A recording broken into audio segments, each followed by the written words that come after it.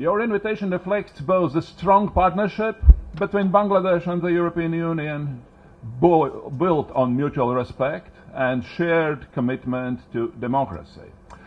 In particular, I would like to express my appreciation to all those I have met during my first visit to Bangladesh. I held meetings with the authorities and with a wide range of political and electoral stakeholders, including the Chief Election Commissioner and the Chief Advisor of Bangladesh, with political parties, media outlets, citizen observers, as well as other civil society representatives to discuss the unfolding electoral process. And I'm looking forward to the meeting with the Chief Justice tomorrow morning. Each year, the European Union deploys fewer than 10 election observation missions globally. Each one of those missions is a clear testament to the importance we attach to the engagement with a particular country. By sending an election observation mission to Bangladesh, the European Union is confirming the depth and the importance of our relationship. Let me just note, this is the first time since 2008 that the European Union sends a fully fledged election observation mission to the country.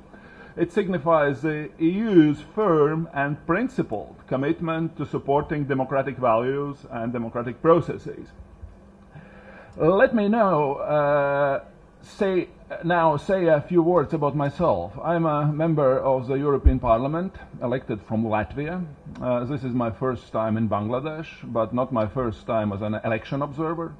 Previously, I have observed elections in Africa and in Europe, and as a political scientist, I know the importance of a trusted and credible electoral processes for any country's democratic journey. And here I would like to stress, international election observers, like our team here in Bangladesh, can support democracy, can strengthen respect for human rights and rule of law. Now a few words about our mission. I will start with underlining that throughout the mission we will employ a robust and well-established methodology of a long-term nationwide observation. Our mission began its work in late December of the last year with the arrival of a core team of 10 election experts. Today, as we speak, 56 long-term observers are arriving in Dhaka. They will be briefed, and next Saturday will be deployed to all divisions of Bangladesh to follow election preparations and campaign in all 64 administrative divisions of the country. In the days leading up to the elections, we will be joined by additional 90 short-term observers and other observers from diplomatic missions of the EU member states, but not just the EU member states, but also Canada, Norway, and Switzerland. A delegation from European Parliament, meaning my own colleagues from the European Parliament, will also reinforce the mission closer to the polls. At full strength, the mission will comprise some 200 observers from all 27 EU member states, Canada, Norway, and Switzerland. This broad participation reflects the EU's commitment to democratic processes and its partnership with Bangladesh. And here I want really to extend my thanks to our non-EU partners who have joined in this mission, the representatives who are also here, the representatives of Canada, Norway, and Switzerland. Now it's time to outline the methodology we will employ. The mission is here to assess the extent to which elections are conducted in compliance with national law, as well as the regional and international standards Bangladesh has signed up to. The mission will observe and analyze the legal framework, the work of the electoral administration, the campaign environment, and the conduct of candidates and their supporters. We will also weigh the trust in the accuracy of the voter register and in the electoral dispute resolution process. We will assess the overall space for political and civic participation, as well as the inclusivity of the process. The European Union Observation Mission will equally pay close attention to the role of media in the campaign and to election-related conversations on social networks. Our mission has 2 dedicated monitoring units. One will analyze TV and radio broadcasts and printed press, so-called traditional media, while the other will focus on Facebook, YouTube, and TikTok. Our media and social media monitoring will assess the extent to which those different channels are helping voters to make a well-informed choice. On the 12th of February, all our observers will follow the election day proceedings from early morning hours when the polling centers will open till the end of the ballot count and the tabulation of the results. I want to emphasize, and this is important, the European Union was invited to observe the parliamentary elections by the Bangladeshi authorities, and our technical assessment of the electoral process will be guided by 3 key principles: independence, impartiality, and non-interference. We observe, we do not interfere.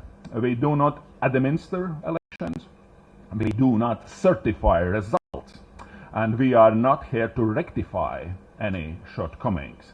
These elections belong solely to the people of Bangladesh.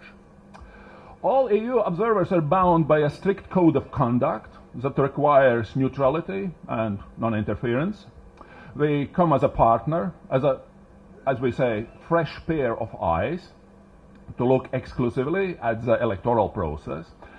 I can assure you that the mission will deliver an impartial, fact-based assessment and will observe without intervening or without supervising. We hope that the upcoming election will be transparent and inclusive, conducted in a peaceful manner that will allow all voters to maintain confidence in the process. Transparency and clarity are important for each and every stage of the elections. It is also one of the core values of our election observation mission. Therefore, everyone will be able to see and follow our mission's work. On our social media accounts, we will regularly post about our meetings here, whom we meet, when we meet, and so on and so forth. In Dhaka, in other cities, also in towns and villages. More detailed information will be regularly placed on the mission's website. And that's why please do try the QR code, which is located below me on the stage, to get connected. This is how we will be reachable.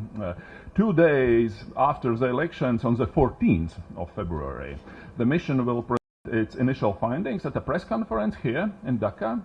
I will respond to all your questions and queries, and our statement on the 14th of February is going to be published online. Our mission will remain in Bangladesh until the entire electoral process is completed. Then, at a later stage, usually about 2 months after the election, I will return to Bangladesh and will present a comprehensive final report, which will also include recommendations for future elections. I'm really honored to have been given this opportunity to lead the EU Electoral Observation Mission and to witness these historic elections. Since my arrival in Dhaka on Thursday, I have held series of meetings and discussions with electoral stakeholders.